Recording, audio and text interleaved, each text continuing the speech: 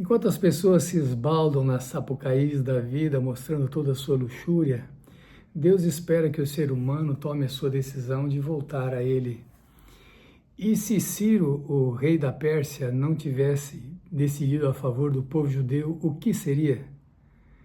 Bem-vindo, alunos e professores da lição da Escola Sabatina, para o estudo desta semana, Regras de Engajamento. Continuamos estudando esta série sobre o grande conflito. Eu tenho que admitir a você que na lição desta semana o que mais me chamou a atenção foi justamente o fato de que Daniel havia orado diante daquilo que ele havia estudado sobre a libertação do povo de Israel do cativeiro, e ele estava na expectativa que seu povo pudesse voltar à sua terra. Então Daniel orava insistentemente a Deus para que essa realidade, essa profecia pudesse de fato se cumprir, mas ele pensava como isso poderia acontecer. E enquanto ele orava, durante 21 dias, ele não obteve uma resposta para as suas aflições. Então, quando o anjo Gabriel lhe apareceu, diz que ele lutava contra o príncipe do rei da Pérsia. Esse texto está em Daniel, capítulo 10, verso 13. Nesse contexto do estudo do grande conflito, nós temos que pensar que não houve apenas um conflito lá no céu, mas há um conflito também aqui na terra e um conflito na mente humana. Nesse sentido, nós temos que pensar que história é essa de durante 21 dias Gabriel ter sido impedido de atender especificamente a oração de Daniel, porque estava lutando contra o príncipe do rei da Pérsia. Inclusive, ele precisou da ajuda de Miguel para poder vencê-lo. Aliás, eu gostaria de ler com você esse texto, que acabou sendo o texto que mais me chamou a atenção na lição desta semana. Daniel 10, verso 13, o texto reza o seguinte: Mas o príncipe do reino da Pérsia se pôs defronte de mim 21 dias, e eis que Miguel, um dos primeiros príncipes, veio para ajudar-me, e eu fiquei ali com os reis da Pérsia. Muito bem, este conflito existente na mente do rei Ciro foi algo real, e nós temos que pensar em alguns aspectos. Se por um lado a Bíblia ensina que o Deus deste século domina a mente daqueles que são incrédulos, para que não aceite a verdade do Evangelho, cegando o seu entendimento, conforme o texto que está em 2ª Carta aos Coríntios, capítulo 4, verso 4, também nós podemos pensar que Paulo disse que nós temos a mente de Cristo. Isto está na 1ª Carta aos Coríntios, capítulo 2, verso 16. Você diz, mas pastor, o que isso aí tem que ver com o episódio de Daniel orar e o príncipe do rei da Pérsia estar atuando ali? Na verdade, quando você fala de atuações negativas, atuações contra Deus na Bíblia, você está tratando dos poderes demoníacos, né? E em 1ª Carta de São João, capítulo 3, verso 8, diz assim: Aquele que pratica o pecado procede do diabo, porque o diabo vive pecando desde o princípio. Para isso se manifestou o Filho de Deus, para destruir as obras do diabo. Então vamos pensar claramente. Houve uma batalha no céu, houve uma rebelião, e Lúcifer não achou mais lugar para viver com Deus no céu, e nós já estudamos isso aí na lição da semana passada. No que este conflito vem para a terra e Adão e Eva cedem às tentações de Satanás, o fato é que a partir daí o ser humano tem uma natureza pecaminosa.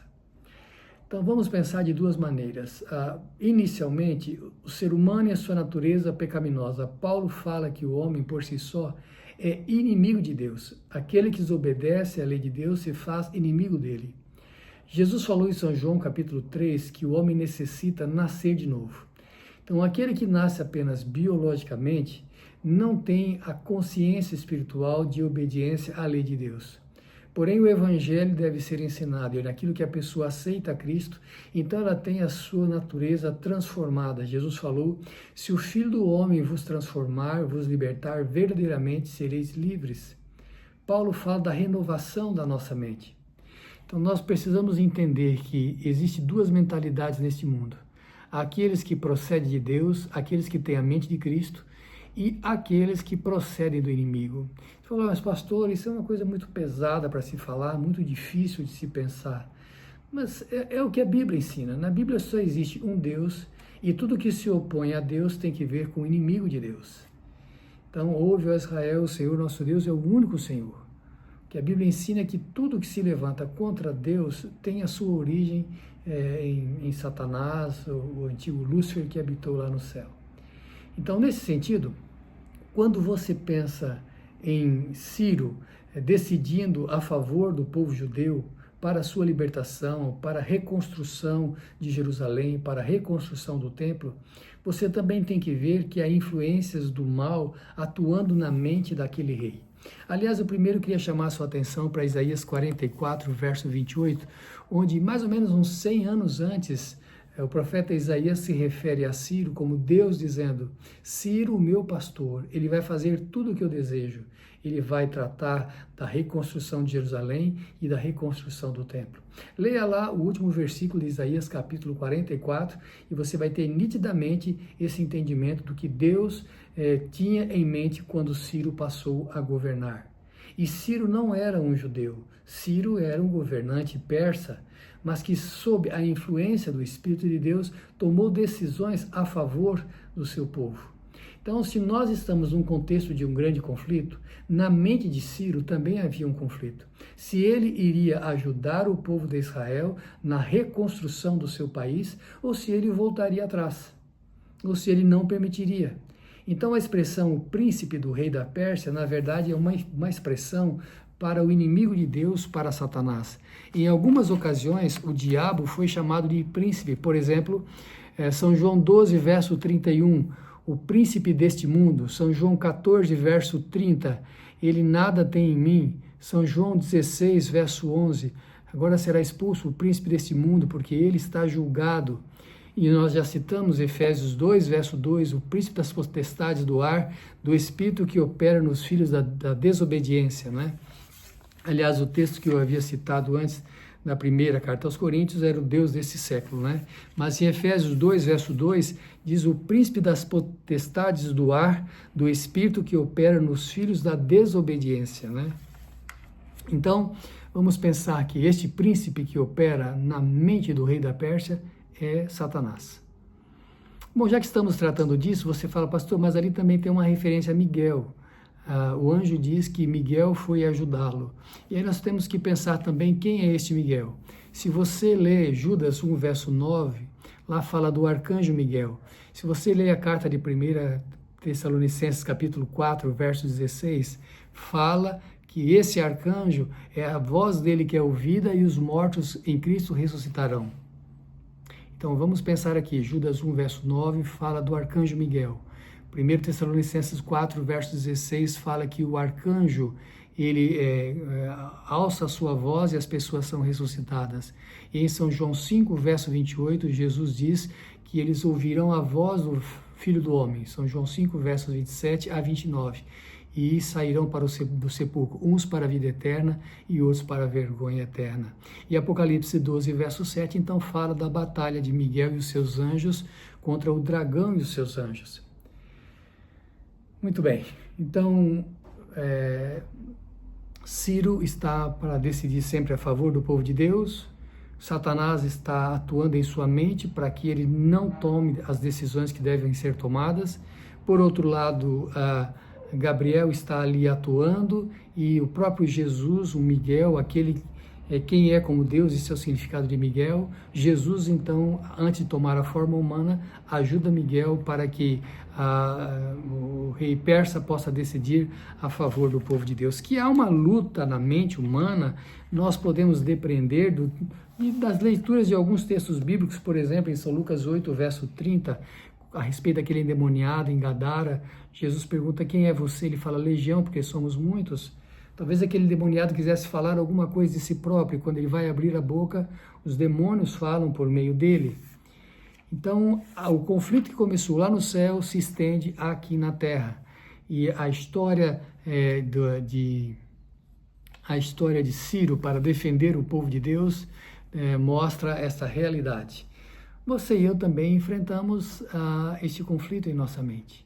Então, o homem foi criado com natureza somente para o bem, mas, como dissemos, Adão e Eva decidiram pelo pecado, os seus filhos nasceram com natureza pecaminosa. Então, há uma luta entre o bem e o mal na nossa própria mente. E a Bíblia diz, Jesus falou, eu e o Pai viremos e faremos nele morada. E Jesus também diz que o Espírito Santo convenceria o mundo do pecado, da justiça e do juízo. Então, há uma obra de convencimento na mente humana. E Jesus fala, então, para Nicodemos que ele tem que nascer de novo, nascer da água e do Espírito. Então, tão real quanto o conflito que houve lá no céu, quanto o conflito que há nesta terra, há um conflito também em nossa mente. E a nossa escolha, é a nossa decisão, a semelhança de Ciro, é a nossa escolha que vai definir quem vai vencer, se Deus e os seus anjos ou se o diabo e os seus anjos. Isto é um fato real em nossa vida, certo? Então me chamou a atenção essa parte da lição, queria enfatizar com vocês. Agora, quando a lição fala do dragão lá do Apocalipse e as suas limitações, vamos pensar que a lição desta semana, quando fala do engajamento nesse grande conflito entre o bem e o mal, está tratando das limitações que o diabo tem e, de certa maneira, as limitações que Deus tem ao atuar neste conflito. Mas vamos pensar o seguinte, bom, e se Ciro não tivesse decidido a favor do povo judeu? Nós temos que pensar que Deus tem tantas outras alternativas. Nós temos que pensar que Faraó também se opôs a Deus, e, no entanto, Deus com sua mão forte retirou o povo de Israel do cativeiro egípcio. Então, tratando do dragão, que é Apocalipse 12, fala do dragão, antiga serpente, chamada de o diabo e Satanás, né? Especificamente em Apocalipse capítulo 12, no versículo 9, diz que o grande dragão foi precipitado, né? Ele é chamado de antiga serpente, o diabo e Satanás. Muito bem, nesse contexto, então, do grande dragão, quais as limitações que ele tem? Então, se você pensar lá no céu, por um bom tempo Deus tolerou Lúcifer falando contra ele, aos anjos que depois aceitaram, a terça parte aceitou a sua sugestão, né? Então, mas por longo tempo Deus suportou a Lúcifer, mas houve um limite no tempo e no espaço. Chegou o momento em que houve batalha no céu e ele foi expulso de lá. Enquanto Adão e Eva estavam aqui no Jardim do Éden, também o dragão, a antiga serpente, para ficar bem claro que era o diabo, né, que estava usando aquela serpente, o dragão, a antiga serpente, eles também estavam limitados no tempo e no espaço. Era apenas no local da árvore da ciência do bem e do mal e apenas por um certo período em que Adão e Eva seriam provados.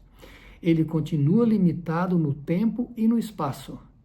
Ele pode atuar apenas neste mundo. Se você pesquisa Ellen White, você vai ler lá em algum momento que outros lugares criados por Deus também passaram por provação semelhante à de Adão e Eva, mas eles não caíram.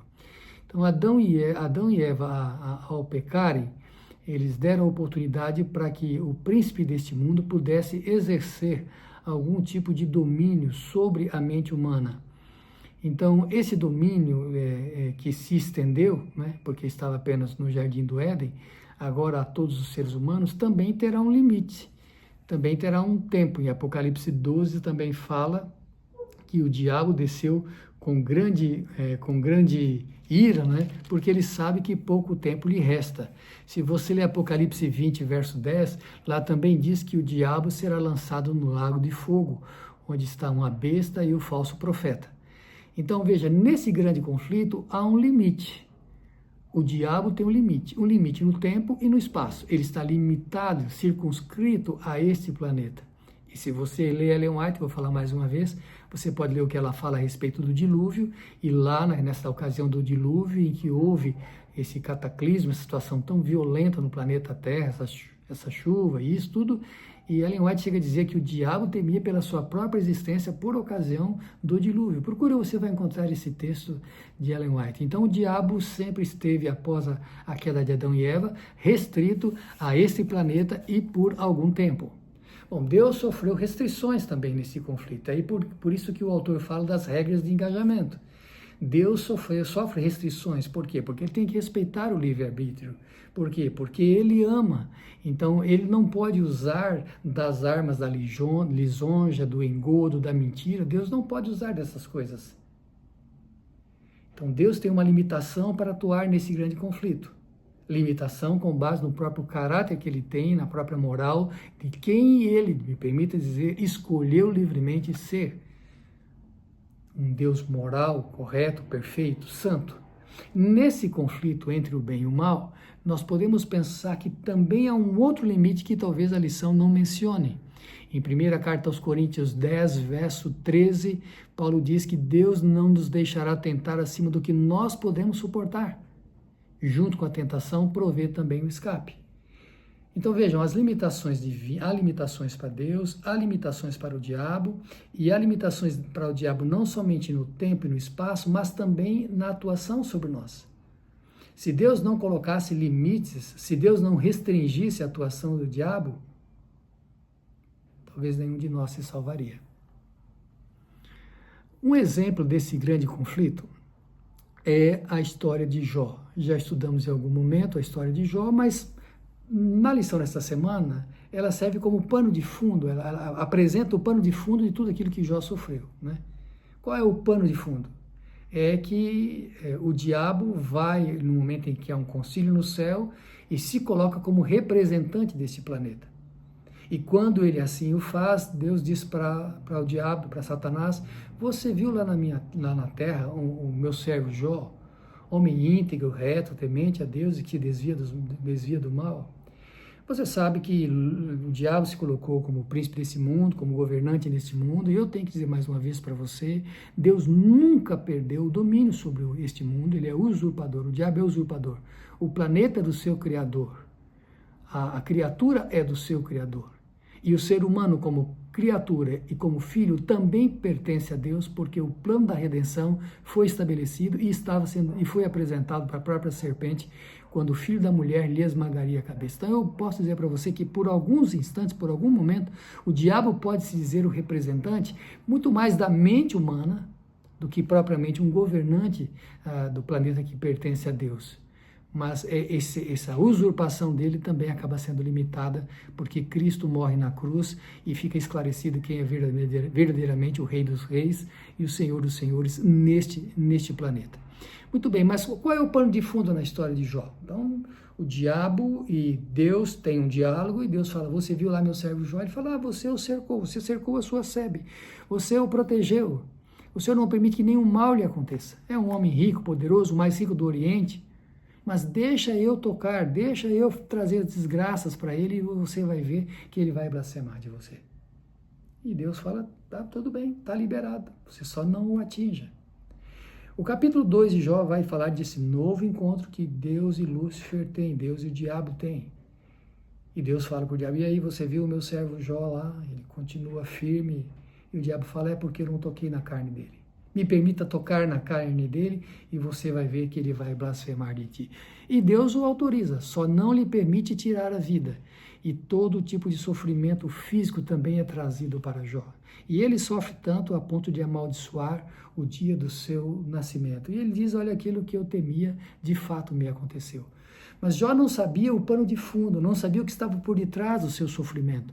O grande conflito entre o bem e o mal. O que nós precisamos pensar é que estamos inseridos, desde o nosso nascimento, nesse grande conflito milenar entre Deus e o diabo. E por escolha de Adão e escolha de Eva, nós também, dos nossos pais no Éden, nós também estamos envolvidos nele. Então, quando você fala do príncipe deste mundo, você trata de Lúcifer, né, Satanás, e que tem um domínio temporário, um domínio passageiro. Mas você tem que pensar também que existem algumas regras, alguns limites nesta batalha, mas também existem forças que podem atuar a nosso favor para nós vencermos. E a parte final da lição, na quinta-feira, a ênfase está no fato do homem orar, está no fato do homem jejuar, está no fato do homem se aproximar de Deus. Quando Jesus foi a Nazaré, o texto bíblico de São Marcos 6, verso 5, diz que ele não pôde fazer muitos milagres ali por causa da incredulidade daquelas pessoas. Quando Jesus expeliu aquele espírito mau daquele menino, aquele espírito que fazia com que ele ficasse surdo e mudo, né? Uma força de expressão bíblica, e os discípulos perguntaram por que nós não podemos expulsar este demônio, e ele fala, porque faltou para vocês oração e jejum. Então eu quero pensar com você que há limites nesse conflito, tanto para Deus quanto para Satanás. Há limites que são impostos também no que tem que ver a atuação do diabo contra o ser humano.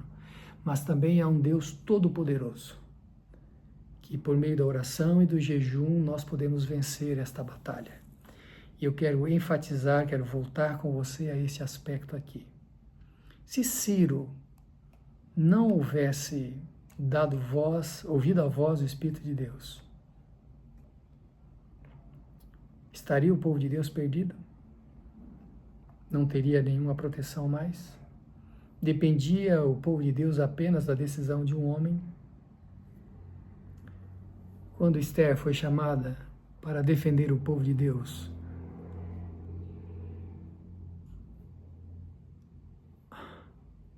Mardoqueu falou para ela, olha, quem sabe se para esse tempo você foi chamada para defender o povo de Deus. E você acha que se você não fizer, Deus de alguma maneira não vai defender o seu povo? É aqui que eu quero chegar com você. Quando a Bíblia fala que aquilo que é impossível ao homem é possível para Deus, eu quero ao final desta lição enfatizar mais uma vez para você que o Deus que nós acreditamos, que o Deus que você e eu entregamos a vida nas mãos dele, não há nada que possa surpreendê-lo, não há nada que possa vencê-lo nesse grande conflito. Deus não tem apenas uma alternativa para o seu povo. Deus não tem apenas um recurso para livrar você das garras do inimigo, daquele que brama em derredor como leão procurando tragar e destruir você.